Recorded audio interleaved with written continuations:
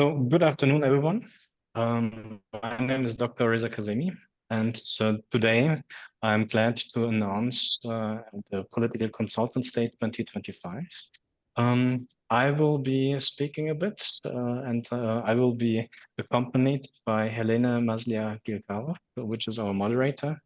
Maybe Helena, you can introduce yourself very shortly. Absolutely. Thank you, Reza. Good evening, everyone, and a warm welcome from my side. Got the moderator cards branded for the APC. And yeah, welcome from my side to the European Political Consultants Day 2025.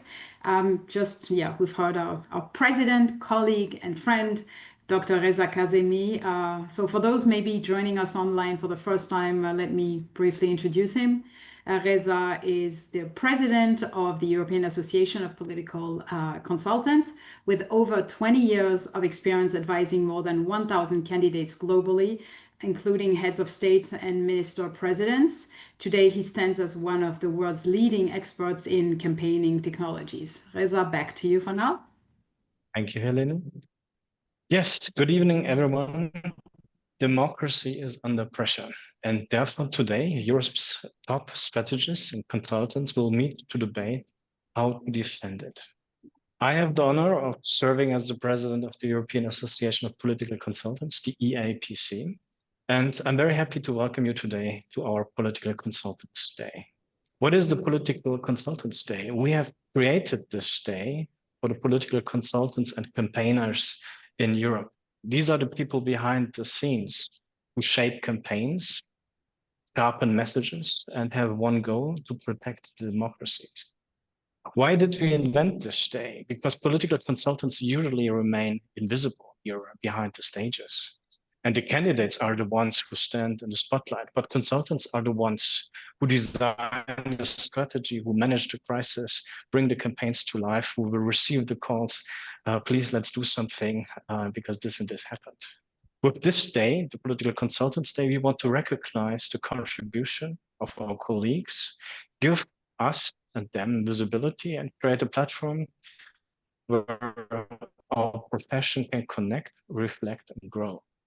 It's also about strengthening democracy by improving the way campaigns are run, by encouraging ethical standards, and by ensuring that consultants across Europe can share ideas and innovations. So the Political Consultants Day is two things. One, a celebration, and a statement that our profession matters for the future of democracy. And let me give you a quick overview about the eapc, of who we are and why this community matters. Well, the eapc is Europe's leading network of political consultants, campaigners, and communication professionals, founded in 1996 by Sapartinger, Mehmet, and more other people. Today, we are bringing together members from over 30 countries, from local campaign managers to presidential advisors. And our mission is very simple. We want to strengthen democracy through better campaigns. We connect people, we share best practices, we have friends, and we raise standards of ethics and professionalism in political consulting. What do? We do a lot of things as the eapc, as an organization. We organize the eapc conference. The next one is in Paris 2026, where the top strategists from all over the world, not only Europe, but above it, will meet. We host the Political Consultants Day like today. And now we have also launched the European Democracy Award to recognize outstanding contributions to democratic life.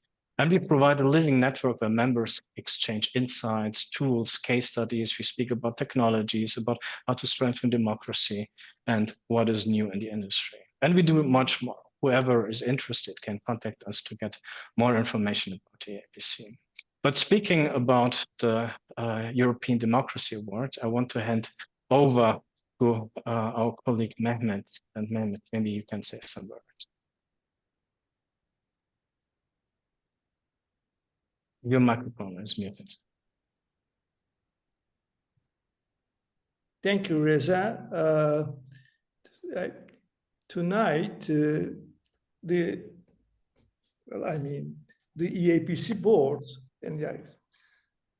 was entrusted me a very honorable task to speak in recognition of my colleague and my dear friend Necati Özkan, and who is also the first recipient of our award, the European Democracy Award. But before I share my thoughts about Necati, I would like to share a brief thought, a brief note, let's say, and maybe I will give you an answer when you said political consultants are invisible. Are they? Anyhow, but yesterday, you may all very well know, the world celebrated International Day of Democracy. And tonight, we are here to celebrate the European Political Consultants Day. Back to back, these two moments, to me, carry a strong message. What I want to say,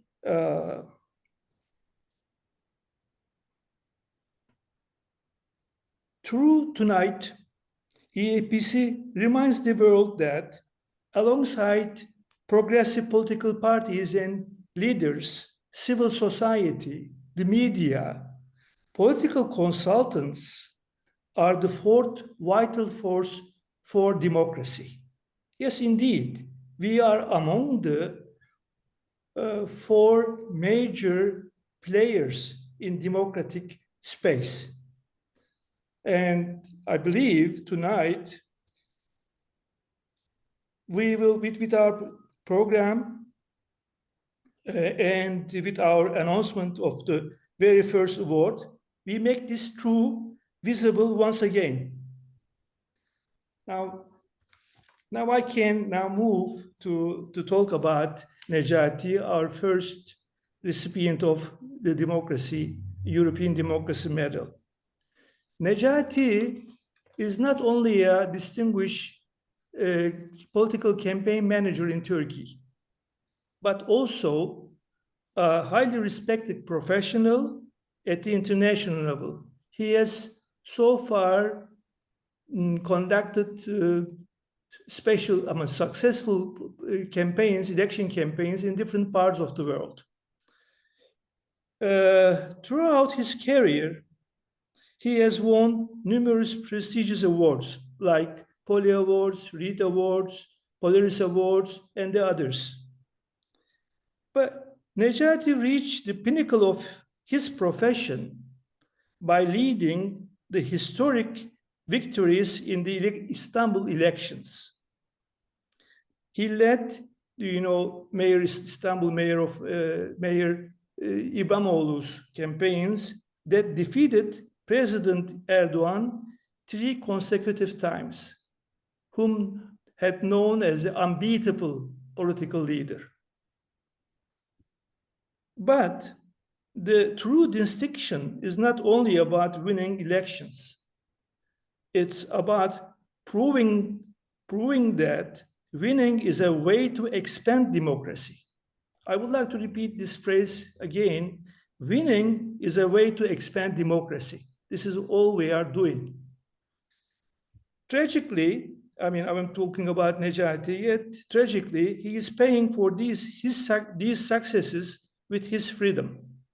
But what makes Necati truly deserving of our award is not only the elections he has helped win. He has constantly dedicated himself to the defense and expansion of democracy, not only by serving democratic leaders and parties, but also by volunteering his expertise to civil society organizations that are vital, as I mentioned before, actors in the democratic arena. Moreover, through his books, articles, lectures, and conferences, Necati has been more than a practitioner. He has been a thought leader and source of inspiration for many in our field.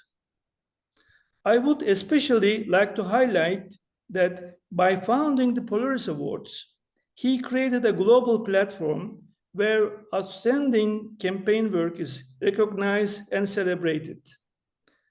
This competition has become a kind of laboratory for political communication, making excellence in our profession both visible and measurable. Dear colleagues and friends, Necati Özkan's contributions through his knowledge, skills, and dedication make him truly worthy of our support. His eventual success in this struggle will not only be a victory against autocrats, but also a defense and elevation of the honor of our profession. Although Necati cannot be with us tonight, but we are here with him. Yes, indeed, we are here with him tonight. And this award, our award, will be his voice carrying his cause to the world. Thank you. Thank you, Mehmet Orhan, for your speech. Thank you very much. I think Necati would be very thankful if he would be here and not in prison. And Necati's team also has recorded an AI video from Necati, which he asked us to play. And I'm going to now publish it for you.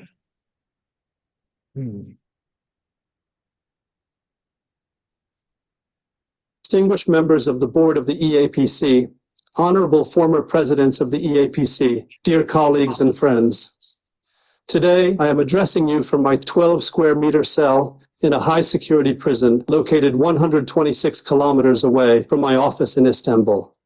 As you know, in the early hours of the morning on March 19th, 2025, I was detained by police officers who raided my home. The primary objective of the series of operations which began that day, and which are still ongoing, was to remove Ekrem İmamoğlu, the mayor of Istanbul and the opposition's strongest presidential candidate, from the political scene, and to weaken the largest party in the political market, the Social Democratic CHP.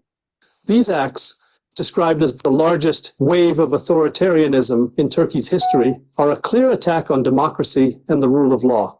The idea of democracy is based on the right of the majority to govern and the right of the minority to exist and present an alternative to those in power. These operations are an effort by an administration which came to power through the will of the voters to eliminate free and fair elections and shape the will of the voters in the upcoming elections through coercion. Therefore, this struggle is a battle between autocracy and democracy. I believe that no matter how impossible it may seem, the forces of democracy will prevail. Over the course of our friendship spanning more than 20 years, I have always shared with you what was going on in Turkey. With some of you, we have exchanged not only ideas and experiences, but also collaborated on various campaigns. You have witnessed the efforts I have made to help develop and spread the idea of democracy. You have witnessed me fight for the triumph of democracy over authoritarian regimes, not only in my own country, but for every nation around the world. Therefore, your decision to honor me with the first European Democracy Award that has been established by the EAPC means a lot to me, and I am proud of it. I accept this award on behalf of all political prisoners like me who resist authoritarian populist pressures. Until we meet again in freer times, I send my love and greetings to all of you. Thank you. So this was the message of our colleague Necati Özkan, created in these times by artificial intelligence and his team. And they also asked us, they presented an animation for the Democracy Award, which I'm going to share with you. This is how the medal is going to look like. So this is the European Democracy Award, and as Mehmet has told us, Necati Özkan will receive this award this year in 2025. So let me give you now the microphone to my lovely colleague Helene. She will take over the moderation for tonight, for political consultancy. Helene, the floor is yours. Thank you, Reza. Thank you very much. And yeah, very, very moving. AI generated, but still a very moving speech, and really also from Mehmet. And I think this is important that we just take a minute to reflect on that. Yes, so this association is, as you've shown, is as active as ever, and tonight's gathering is of political consultants, communicators, and strategists from across Europe and beyond, and it is very important. I mean, our topic today could not be more urgent. Democracy is under pressure. So from Europe to the global stage, disinformation, polarization, and authoritarian influence are testing the foundation of our democratic life. But this is also where our work comes in and is so important. As political consultants and communicators, we have a critical role, not just in what we say, but in how we act, who we empower, and how we shape the public conversation. So we are joined today by 4 outstanding speakers, each bringing a unique lens, combating disinformation and explaining it also, and shaping EU policy, resisting authoritarianism, mastering the craft of political language. So we're going to get started, and I'm going to welcome my first speaker, Dr. Marina Jovanovic, who is an expert in EU political discourse and disinformation. Marina works with the International Institute for Applied System Analysis, IASA, and lectures at the University of Applied Sciences Burgenland. She brings both academic insights and practical knowledge of the EU's approach to one of democracy's greatest threats, disinformation. The title of her intervention is Truth on Trial, Countering Disinformation in European Political Discourse. Now, Marina, I understand that you have slides, but I wanted to sort of put out this question in the room and in virtual space, and to ask you, we know disinformation is one of the most powerful tools used today to undermine democracy. And from your work, from your unique perspective that bridges the broader challenge of political discourse and disinformation with the EU's policy response, could you start by helping us understand how disinformation is shaping or distorting political debate, and what role consultants and communicators can play in defending democratic space? And maybe building on that, how you see EU policies tackling online disinformation, and can you tell us whether these measures are proving effective? Floor is yours, Marina. Thank you. Well, good evening, everyone, and let me start with immediately putting my slides.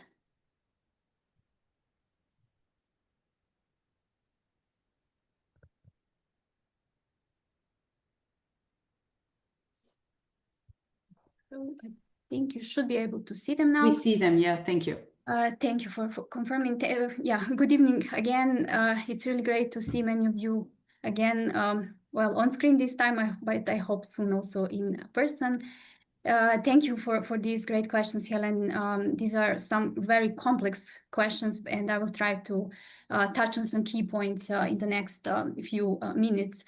I agree that it is particularly timely to discuss this now, because disinformation is indeed increasingly and actively flooding political discourse, and in many ways it is helping decide which version of the truth becomes the one that voters accept. And what makes this different from past disinformation campaigns is not the intention per se. Disinformation has always existed to polarize, to discredit political parties and candidates, and generally to undermine trust in the state as we know it. However, what is different today is, of course, the media ecosystem is much different, and also the range of tools available to disinformation actors is constantly growing and enables them to gain control over social media. So if we look in the last years, firstly during the 2016 US presidential elections and the Brexit, we saw so much. We saw armies of bots and trolls. We saw hack and leak campaigns, like when emails of Hillary Clinton staffers were hacked and then strategically released to shape public opinion. And of course, then there was the whole Cambridge Analytica scandal where we saw how personal data can be weaponized for political manipulation. And today, this has taken a whole new leap with the use of generative AI tools. Today, as we saw also with the video at the beginning, we can very easily mimic real people, which can have its benefits, but also, of course, can be a great tool for malign actors. And I recently came across this article in New York Times that says that AI has already been used in around 50 elections worldwide, including many in the EU. And probably the most striking recent example was the one we had in Romania last year, when the first round of elections were annulled following reports of a major Russian influence operation. At the same time, what is also concerning is that many experts say that what we are seeing today is just like a tip of an iceberg, because malign actors are now simply just testing how far they can go with AI tools. And perhaps most concerning of all is that, as you know, this is happening in at times when we are going through a serious crisis of multilateralism and geopolitical tensions. And of course, let's be clear, this is like a perfect environment for disinformation actors who really know how to read vulnerabilities of societies and then exploit them. So the situation is really grim at the moment. And if we look into some efforts to tackle this, well, first I have to say that in my opinion, we should really give some credits to European Union for doing a lot in this regard.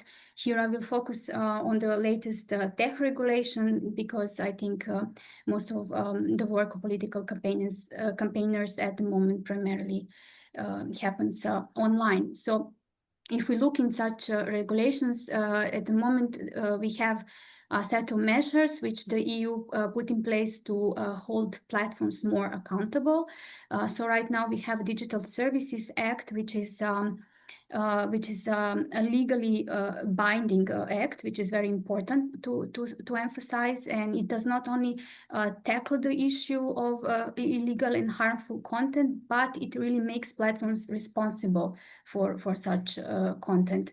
And under the DSA previously Code of Practice of Disinformation transitioned into Code of Conduct.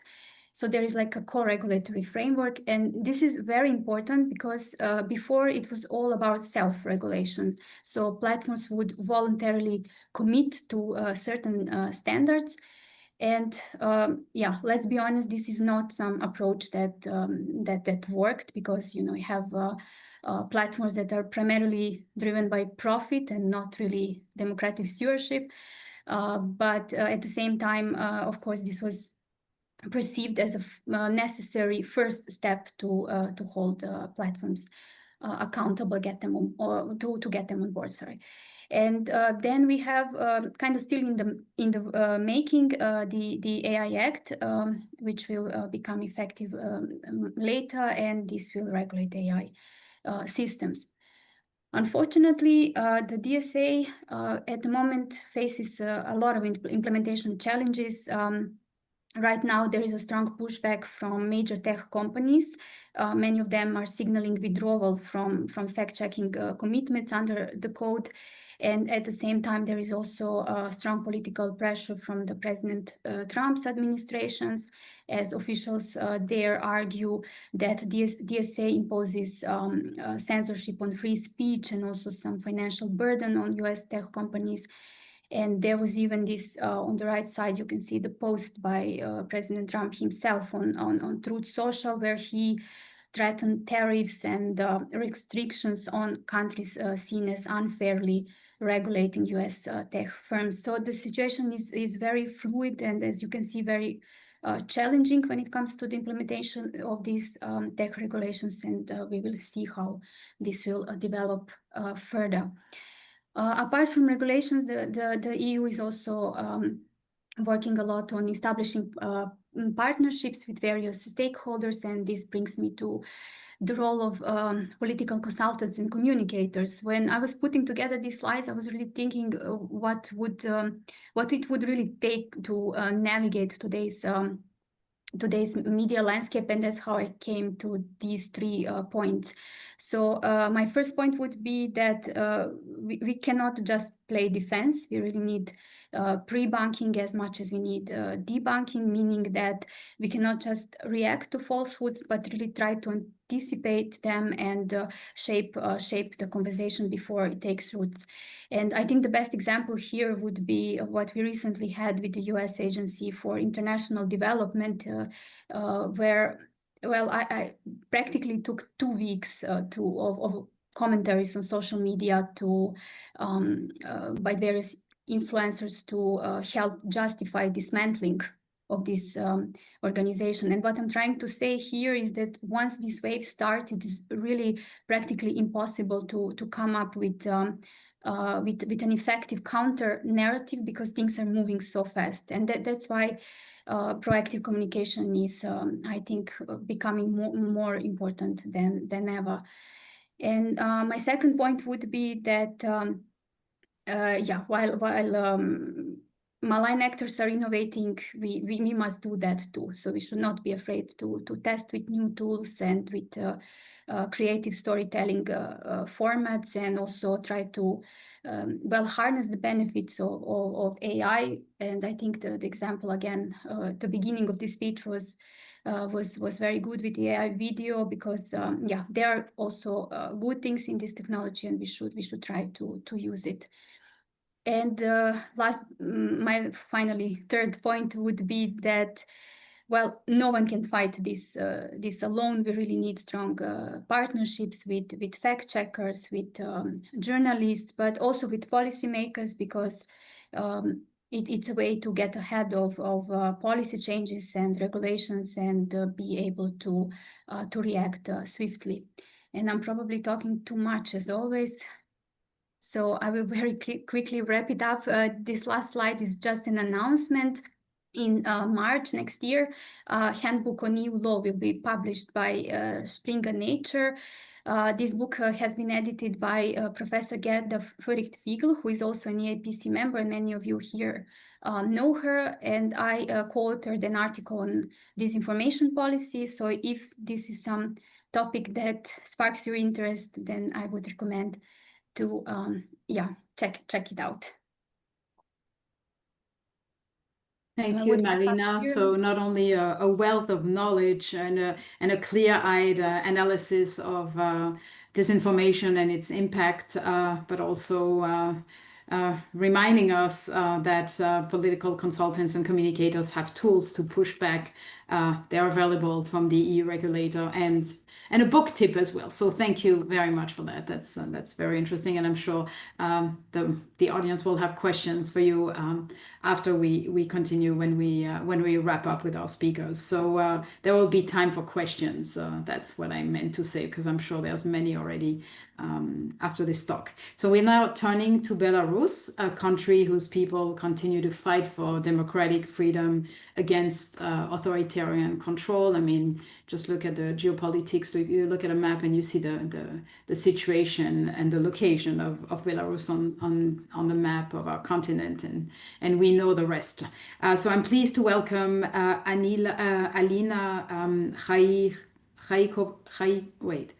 Sorry, Alina, I am mispronouncing your name. I'm terribly sorry about that. Alina Charisava, is that correct? Yeah, political advisor. Thank you. I'm terribly sorry. I mean, people squelch my name all the time, so I should have trained that better. So Alina is political advisor in the office of opposition leader Svetlana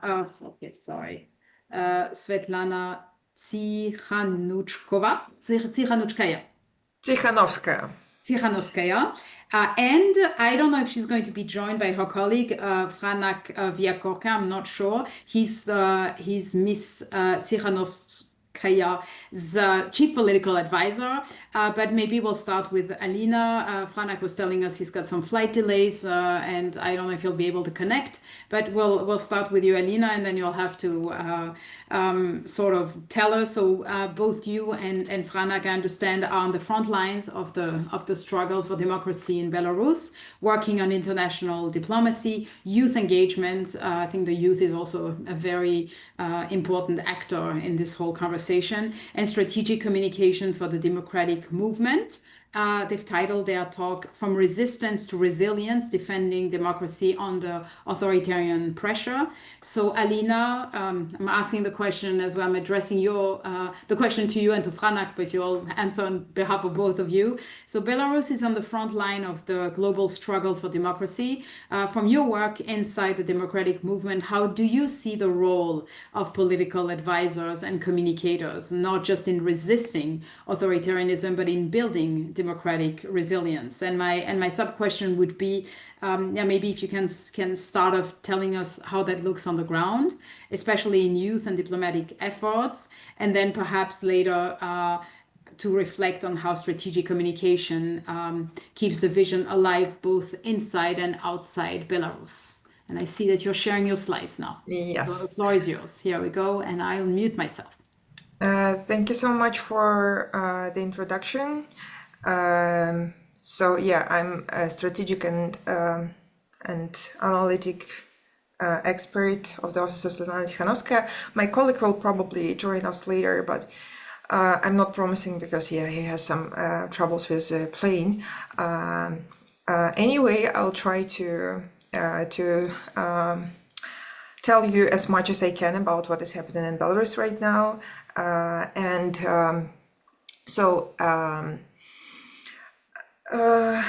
Yeah, 1 minute. So yeah, dear colleagues, it is a privilege to be here with so many experienced consultants and strategists. And my topic today is Belarus as a frontline of authoritarian technologies, what European consultant must learn from it.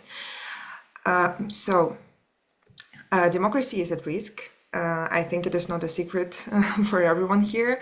And for decades, political consulting relied on relatively stable playbooks like television dominance, segmentation, and traditional coalition building. But today, those methods no longer define the game. The reality is that like AI and social media are shaping this sphere rapidly. And that politicians are not just competing with one another, they are competing with algorithms. So social media platforms and AI now curate reality for voters. And feeds decide what people see, believe, and fear. And this transforms campaigning in ways we can no longer ignore. Authoritarian regimes understood this shift faster than democracies. In Belarus, electoral technologies are weaponized for control. Data collection is used not to mobilize voters, but to target dissidents. And Belarus has become a laboratory, a place where Russia and Belarus test new tools of repression and disinformation before exporting them to Europe. Maybe you heard about the definition like IPSO is informational operation and is widely used in Europe by the Russian Federation, but Belarus is also a part of it. First of all, because Belarus is a neighboring country to the EU, and we have 3 neighboring European countries, and that is why, and in these 3 countries, there are a lot of Belarusian dissidents living, and that is why Russia and Belarus are spreading a lot of disinformation there. So we call it IPSO, informational operations, and let me give some examples of these operations. For example, in Poland, during the migrant crisis, coordinated Belarusian and Russian networks spread fake stories about what is happening on the border. In Lithuania now, during the Zapad 2025 military exercises in Belarus, they also spread a lot of fake news. And also because democratic forces of Belarus, we call it not Belarusian opposition, but Belarusian democratic forces, because people are actually voted for Svetlana Tikhanovskaya and she won the election. So like the majority is supporting her, so it is not like opposition, but democratic forces, and democratic forces are located in Lithuania, like the the bigger part of the democratic forces. And that is why in Lithuania they also spread the fake news about Belarusians, that we want to take over their history and take over their country because we have a lot of shared history. So a lot of Lithuanians are starting to believe it and be like be aggressive towards Belarusian migrants, Belarusian dissidents who are living in Lithuania. And in Germany, there is a huge support of the AfD party from the Russian side. So these are not just isolated incidents. These are systematic operations of hybrid operations that decrease trust in democratic institutions. We also prepared with my office this huge document recently, and there's this is like an analytical document about Belarus EU security framework, which is called Red Paper. So you can scan, and there's also a huge part that is dedicated to the informational security, and you can learn more about the cases of how Belarusian regime and Russian regime are spreading like fake news. So what are the lessons from Belarus? United Europe can do a lot. Maybe you heard about some news. Recently 52 political prisoners went out of the prisons in Belarus thanks to American government. But like the point is that before it became possible, a lot of sanctions were implemented to Belarus. So it was like the fact when and why American representatives and Belarusian regime could negotiate about this. So United Europe can do a lot if they have like a common strategy towards regimes and towards those who produce fake news narratives, fake narratives and disinformation in Europe. Campaigns are transnational, so narratives and bot networks don't respect borders. A fake story launched in Minsk or Moscow can polarize debates in Vilnius or Berlin within hours. Who are you talking to? Don't use these, okay? Resilience requires innovation, and campaigns need democracy defense protocols, rapid fact-checking, cross-border solidarity, and the ability to counter manipulation in real time. Sorry, I cannot go to the next. Yeah, I'm sorry.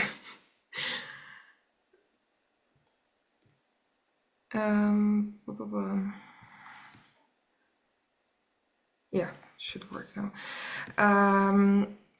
Technology alone is not enough. Authoritarian populists thrive because they tap into primal fears. Insecurity, money, inflation, they use simple and emotional messages. So the antidote is authenticity. This is my personal opinion, because leaders who share personal stories, they create more trust than abstract programs. When it's done strategically, personal storytelling embeds political values invisibly but very powerfully. So consultants must master this balance, and human authenticity combined with professional strategy can do a lot. So this is what we've seen in 2020 in Belarus, for example, when like just a housewife who was really honestly with their strive to the democratic Belarus, she won the election, or like when she was competing with a dictator who was in power for almost 30 years. So this authenticity and this honesty can do a lot right now, and this is something that can be really powerful when the authoritarian regimes or like extreme parties are using to typical manipulations. So what are the key takeaways? Is that the battlefield is algorithmic. The authoritarian regimes weaponize campaign tools. Belarus is a front line and a laboratory, And even like if you were thinking that Russia is like a well-known authoritarian state, because a lot of people on the international arena, they think that Russia is like extremely authoritarian state, but even like Russian opposition leaders are already telling us that if you want to see what will happen in Russia in 5 years, you can take a look at what is happening in Belarus today. So it's really like something where we can see a lot of new tools that are used to control people, to control social media, and they take these tools from the Chinese regime or from Russian regime, and they implement it, and then these huger countries are looking at how successful these tools are.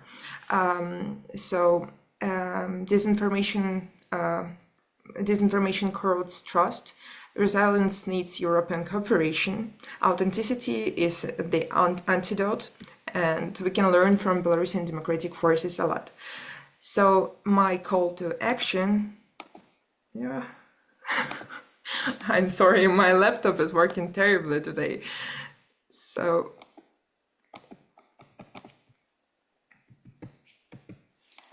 okay, I can just continue. Please. Okay, I can just like finish like this.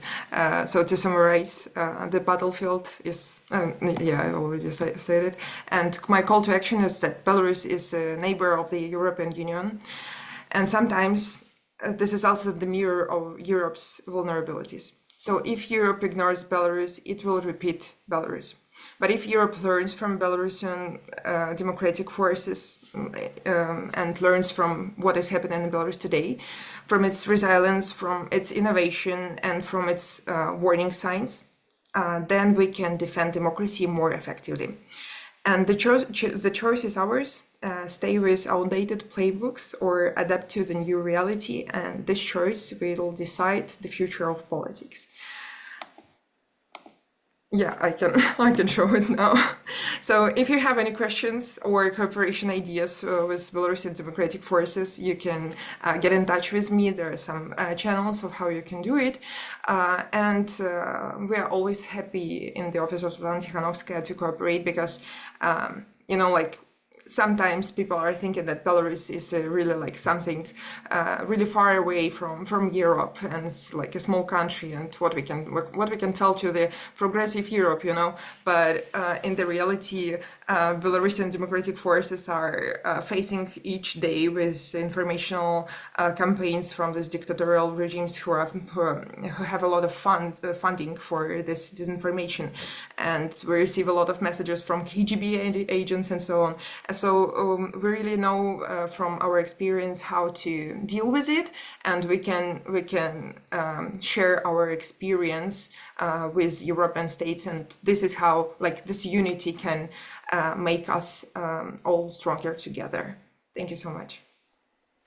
Thank you, Alina, very much. That was really a very nice talk. You brought us into really the reality of the democratic struggle in Belarus, and we appreciate your courage, your commitment, and they are a powerful reminder to us why this work matters, and that the fight for democracy is lived daily with resilience and hope, but also authenticity and honesty. Thank you so much, really. May I just add like a small, of course, please, of information?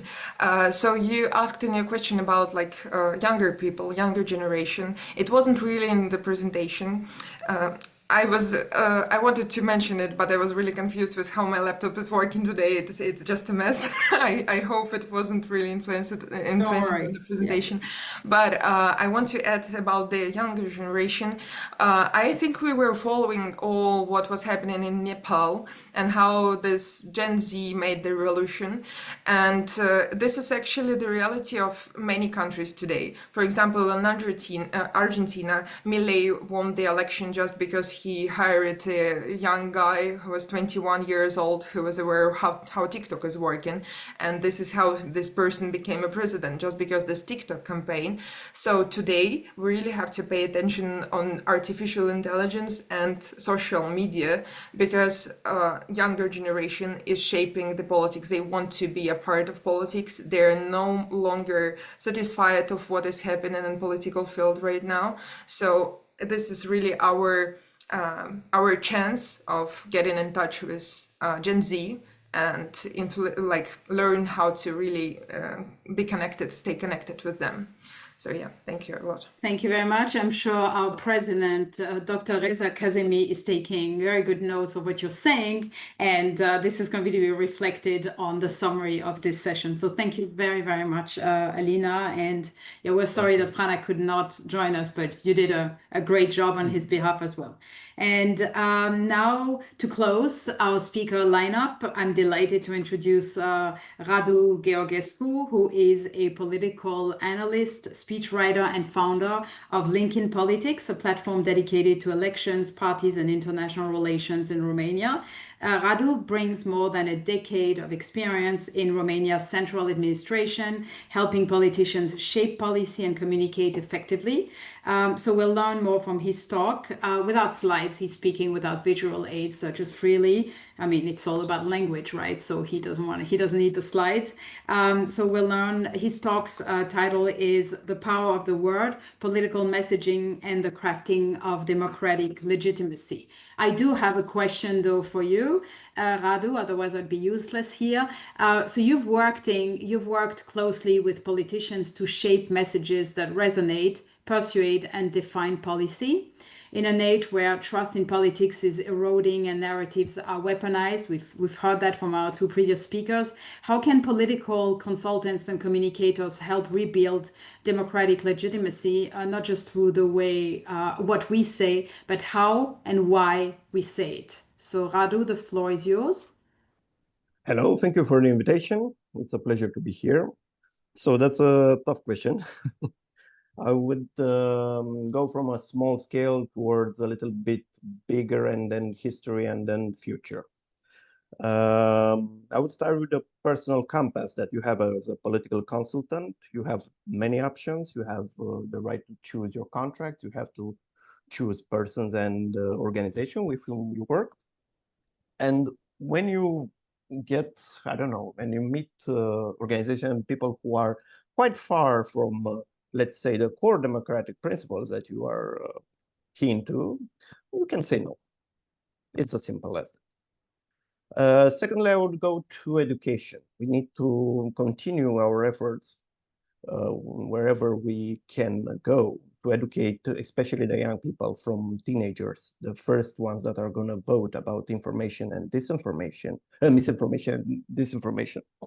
So I had the opportunity of having over 100 young people from schools, about 17 and 18 years old. So I discussed with them about these concepts in many occasions. Furthermore, I think when coming to the relation with traditional political parties, I think we should also look and return to the local side, the grassroots organizations. There is a lack of communication, direct communication, not online communication between central party leaders and the local views. I think more and more contacts between central and local is needed. When coming to public policy here, indeed, transparency will be needed more and more, especially in countries where corruption is still present. And I think in every country, we have different degrees of corruption. That's hard, but perhaps using less messages that will, at the end, provoke negative emotions. That's pretty hard, but we will have to also have this in mind. Now, going back to December 2024, when the elections were canceled, I want to speak about a little bit of the re-weaponization of the past. Re-weaponization of past remarks, past ideas, past everything. They were used many elements. So Romania, unfortunately, from the 30s until 1989, witnessed 3 autocratic regimes. So the dictatorship of Carol II, who was the king, the dictatorship of Marshal Ion Antonescu, who was the leader of the country and leader of the army at that time, prime minister and leader of the army, and later on the communist dictatorship with the final phase with national communism, where Nicolae Ceausescu was the hardliner.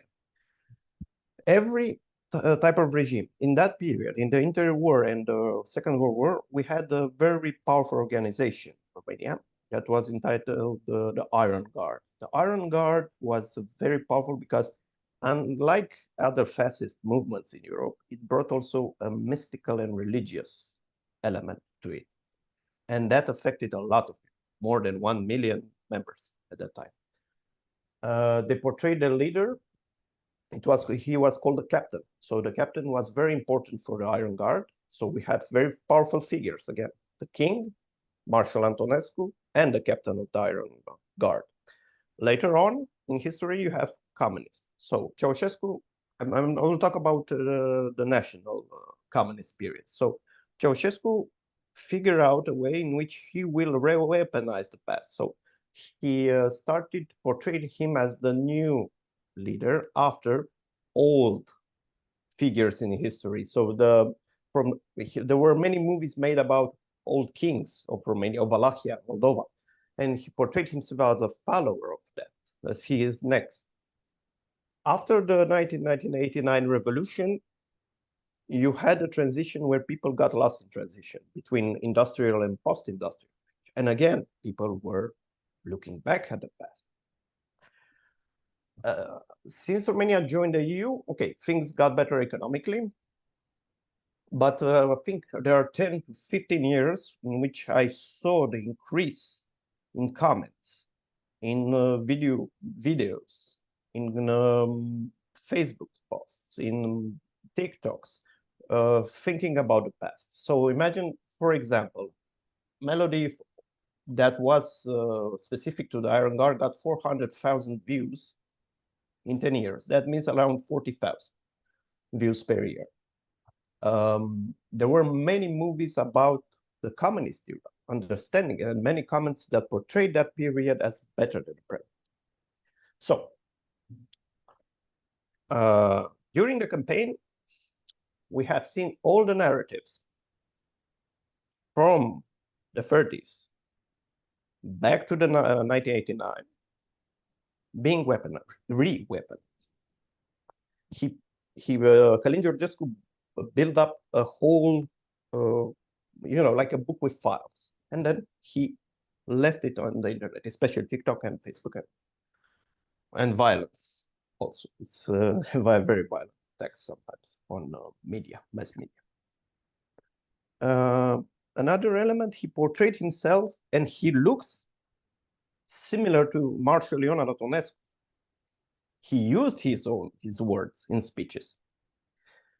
So he managed to get a climax of the re-weaponization of the past. Of course, we are now talking about foreign influences, but the river of nationalism was there, present. What you have to do is just dig certain holes. Now, on a more positive note, I would like to say the canceling of the elections also left some scars, because there were many people that voted for other candidates. I hope it will heal in time. But on a more positive note, I think in the next 2 cycles, so that's a decade from now on, I don't see any political faction having the courage to build an anti-EU narrative in Romania. Because it's simple. You have so many people that travel around, people that are working abroad, both in blue-collar jobs or white-collar jobs, and they also have a significant number of relatives back in Romania. So I don't see any problem in a referendum in the next decade. But also we will have to talk about the future, because it's very interesting. So it took us 10,000 years to get to industrial age. It took us almost 200 years to get to atomic power. It took us 50 years to get to the information. And now I think we will have another great leap in front of us perhaps in the next 3 to 5 years, leading perhaps even to artificial superintelligence. And that will be a very big turning point for all of us. That will be, if there is a big if there, if it will be a positive element in the history of humanity, that will change technology for us. Either if we are talking about the way in which we approach medicine, either if we are talking about space exploration, and of course the impact on society itself. So impact on, especially on the labor market. So we have to look at the future to permanently analyze elements that are new and to see where this will go. Thank you.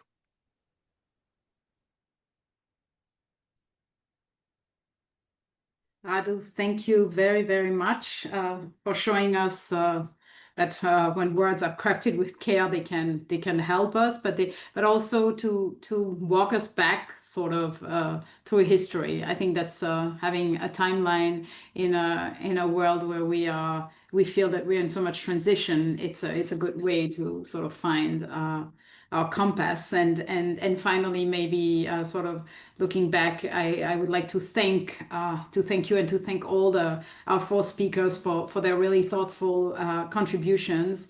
I think each of you has added a vital dimension to today's conversation, and maybe perhaps a little bit of hope in a world where we are losing the hope. So we can only hope that showing us that there are publications coming up, there are activities, there are thoughts, maybe what can sort of help us further is our faculty to adapt. I think that's maybe one positive takeaway for me. But I'd also like to finish this discussion by turning back to all of you speakers. I know you've had your time to talk, but it's also my privilege to ask a question on behalf maybe of the audience. Perhaps that would have been a question that they would have asked you. So that's one that you've saved for the Q&A time. I'd really like to ask something personal and practical.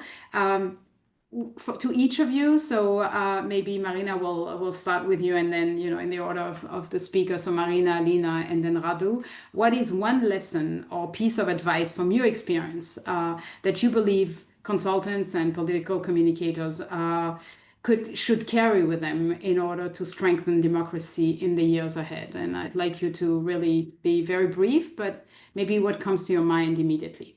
Thank you, Marina. Well, in light of what I was just saying, maybe let me also connect to what Alina was presenting, that disinformation often works because it tells stories, and it tells them in a way that trigger strong feelings. Usually this is fear or anger, but these are stories that are emotionally charged and that feel personal.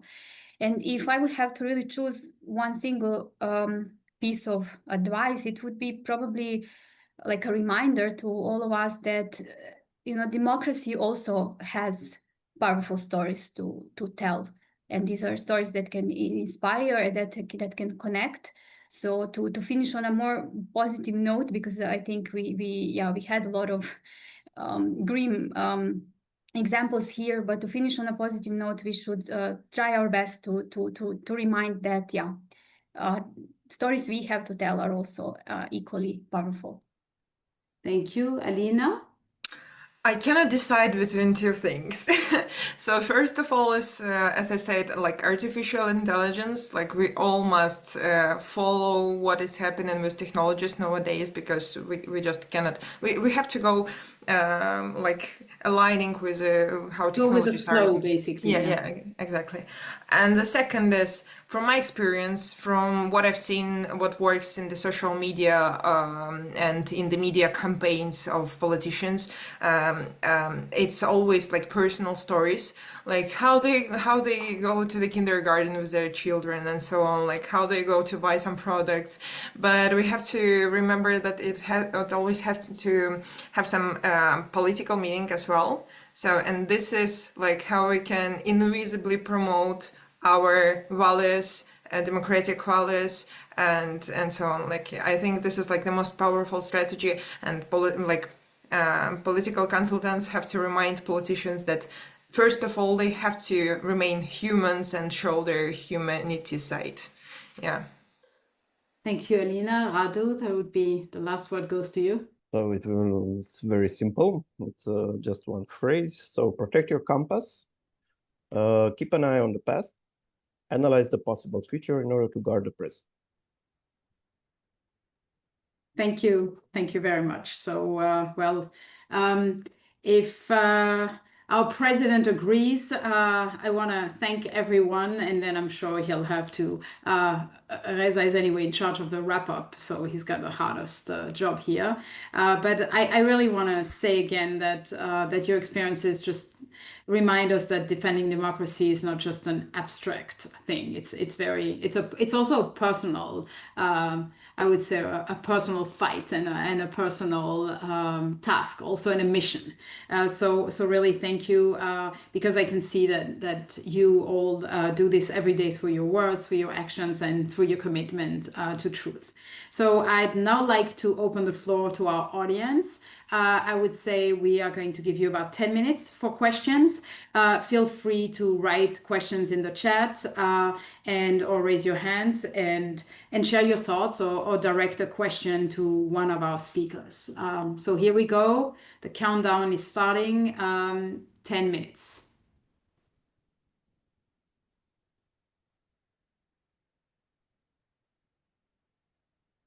It's a very silent audience today. I wonder maybe it's the late hour, because I would have many questions, but I'm not here for that. Here we go. Tamara Okay, has so a we can question. start already. We have our first question. Go ahead.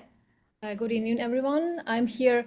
Happy Consultants Day. So it's a great day. I'm your colleague in the past. I'm from Ukraine, from Kiev.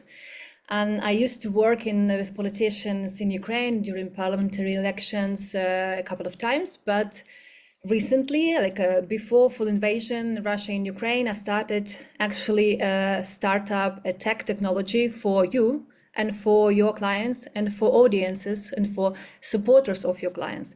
And my question is, we are, on the one hand, we are afraid of no technologies. On the other hand, what I would like to emphasize is, how do you see how your clients and you as a consultants could change the perception and communication with supporters to make them act, not only follow your clients, but acting?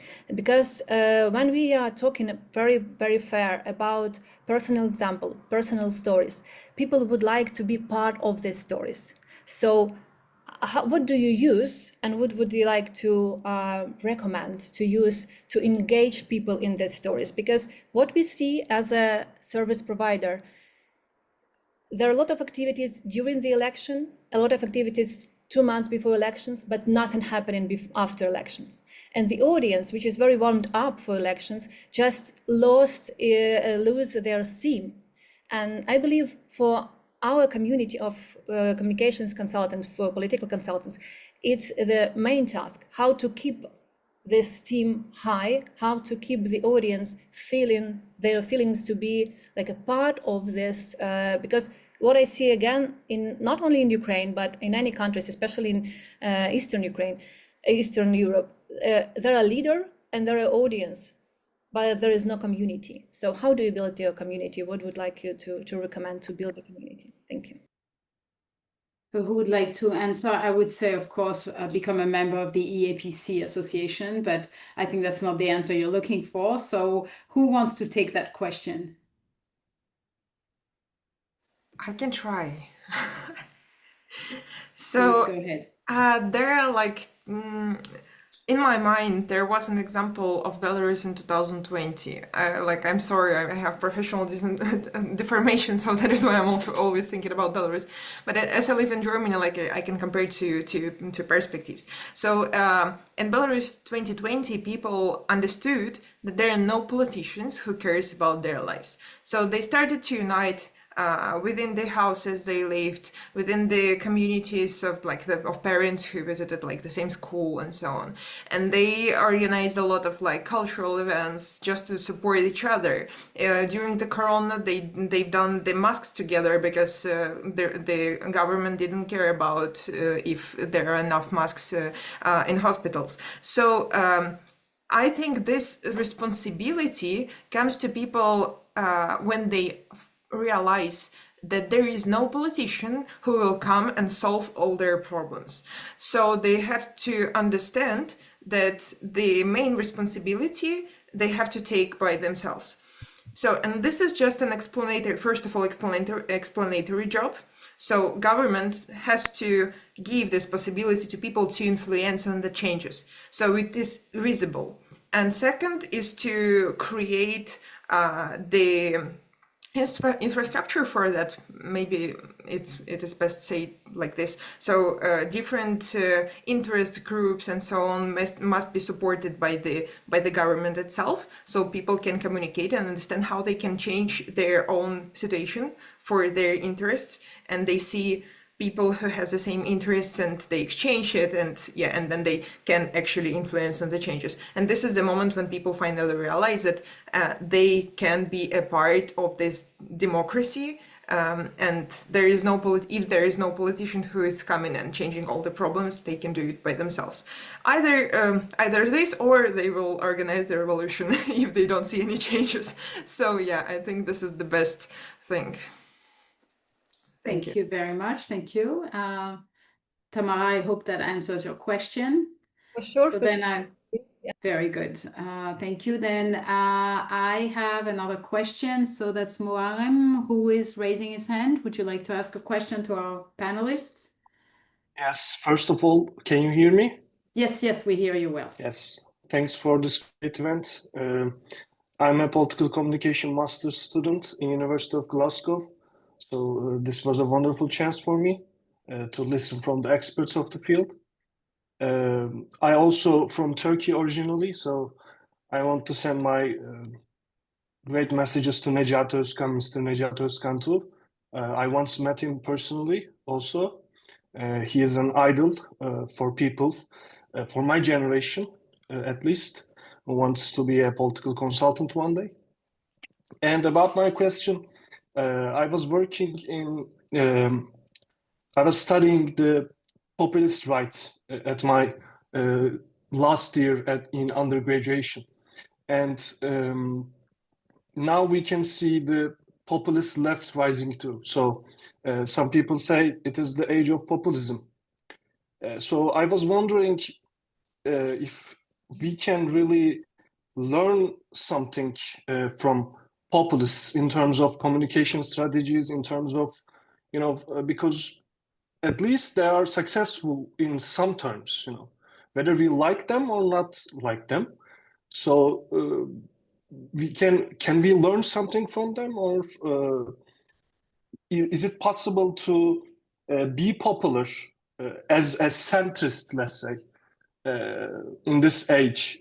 Because I don't know, maybe I worked with some people last year and they were acting centrist, but it is hard to be popular when you are centrist, especially for my generation. So can we do something about that? I want to ask. That's actually a very, very interesting question. Who would like to answer that? I mean, my choice would definitely go to Marina, perhaps, who's sort of told us she is the analyst of things. So maybe Marina, you could give an element of answer, and maybe Radu or Alina wants to jump in after you. Yeah, well, I agree with you that we actually can learn a lot. And one first point that I would probably specify is that, looking, for example, from the disinformation point of view, they're not afraid to test. And all these reports that I was recently reading, that they're using AI technology just to look how it will work out, even if it's not perfectly made, like all these videos and the stories that they're creating. So yeah, we also shouldn't be afraid to experiment. And I sometimes have a feeling that as professionals, we wouldn't cross this line of experimenting and testing with some tools and new storytelling formats the way they do. So that would be one thing. And also when it comes to narratives, to connect to what I said at the end, I think that sometimes there is this fear of again innovating and showing the stories that we also have to tell. They excel in very good narratives that inspire people in a way, whether that's because of fear or anger, but we often forget that we also have stories to tell. So these would be probably two things that I would highlight. Thank you, Marina. Muharrem, I see that you've raised a lot of hands. So Radu, maybe next. Would you like to answer that? So from my experience, what I see is that to a certain point, especially the so-called populists that came into the scene lately, they're more efficient, they're very active, more active than the traditional part. So if one representative of a traditional party works 5 hours, this guy from the populists will work 15 hours. He will travel everywhere. That's why I said about the local part and reconnecting to the root, to the grassroots. They put a much more effort than the traditional part. Thank you, Radu. Alina, and then we have another about 3 minutes of questions. So Alina, I'll ask you to be brief. I mean, I hate to ask things like that because it's actually a fascinating conversation. I wish we could stay here all night, but people may have other plans for tonight. It's okay. So, as I said during my presentation, nowadays politicians are not competing with each other, they're competing with algorithms. So, what we can learn from the populists is at least hooks on social media. So we can use like very provocative hooks and then explain the topic from our perspective, like maybe not that populistic, but we will already attract the attention of the people. So yeah.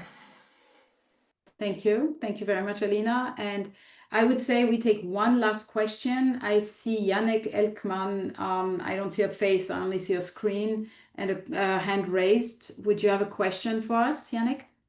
Yeah, thank you. I make it short. We don't have that much time, you said. So first of all, thank you all for your very inspiring talks. Learned a lot from you. I have just a question to Marina.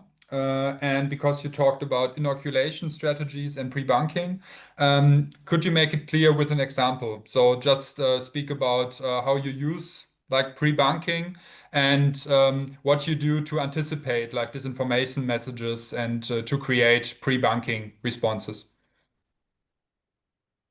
Well, I think it's usually easier said than done, but I can only say that it takes a lot of analysis of the situation, like situational analysis, what we call in theories, to be able to anticipate what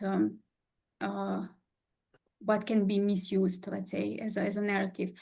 And also staying abreast of the policy changes, because policies are often also exploited by disinformation actors. So these would be probably two points that I would say: situational analysis and really trying to stay ahead of the policy changes. But there are, of course, many more. Of course. And Thank you. Thank you, and I'm sorry that you were the last person to ask questions, and I've got to stop somewhere. So I want to say thank you to the audience, and thank you to all these questions. So thank you for being part of today's very interesting conversation. We've got to continue. So let's for now continue to work together to defend democratic values through strategy, speech, action, and regulation, and carry these lessons forward to strengthen democracy. So thank you again. And before I hand back the mic to our president, Reza Kazemi, I would like to pass the floor to our vice president, who is also in attendance tonight, Anthony Grali, who will share details about our next must-attend event. That's going to be the eAPC 2026 conference in Paris, obviously in person. So Anthony, wherever you are, the floor is yours.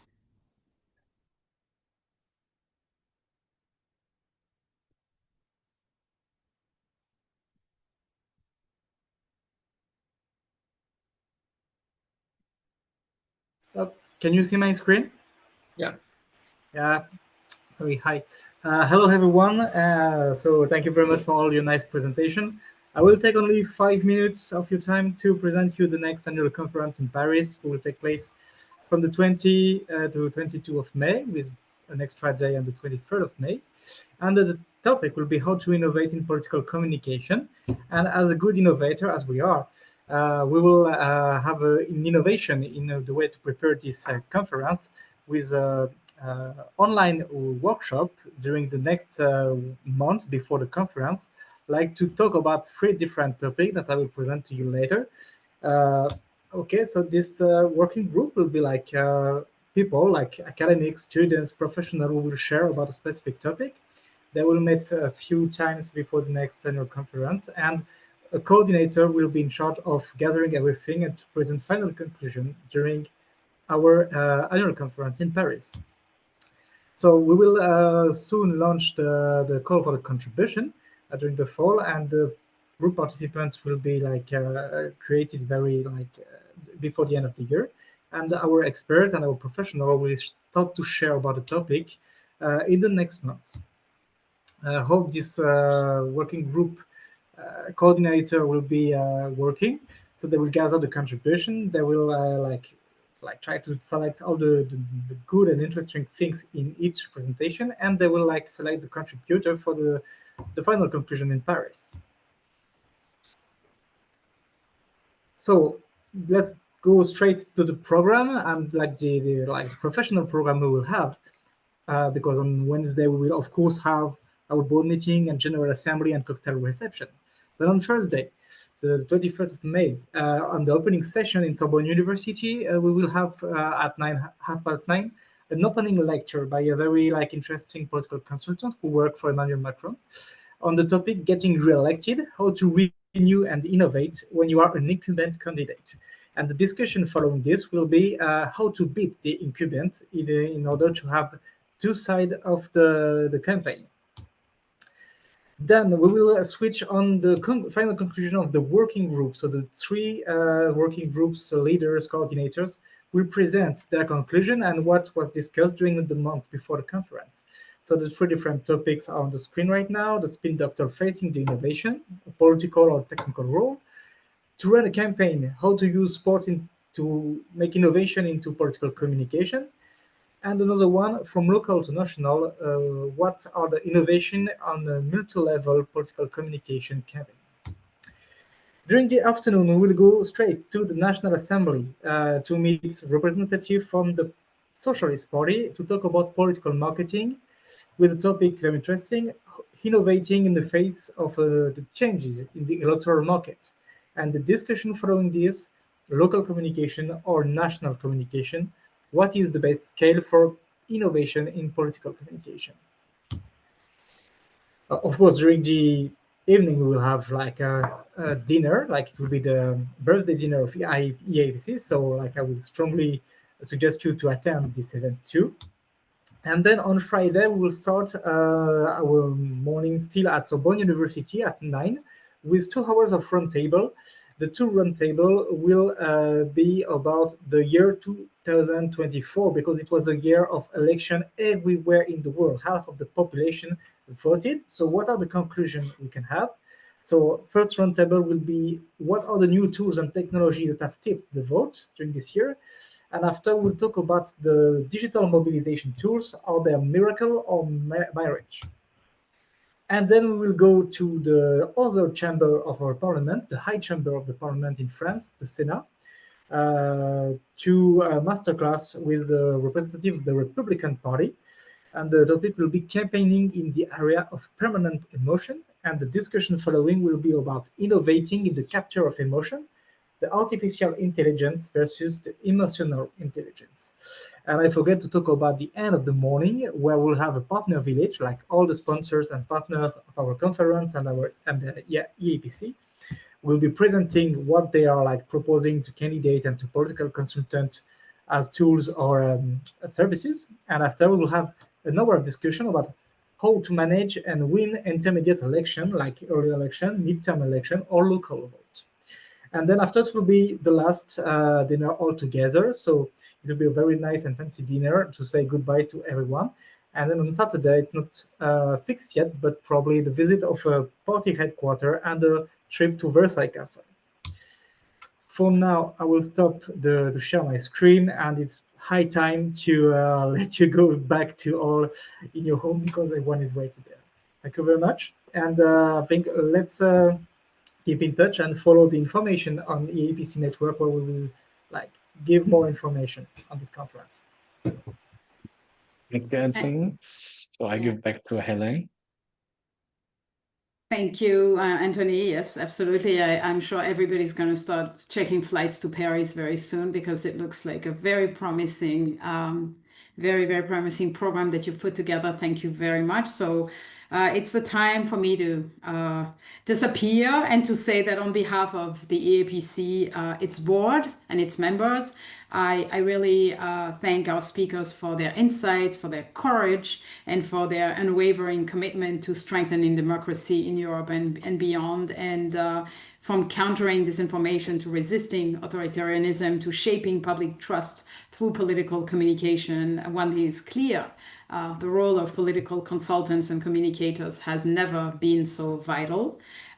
So that will be the end for me. I really want to thank you all for your participation. It's a very nice turnout tonight, and I hope to see you all in person in Paris. And I will now pass the virtual mic to Dr. Reza Kazemi for closing words and key lessons from lessons learned from tonight's discussion. Reza, the floor is yours, and thank you very much, everyone.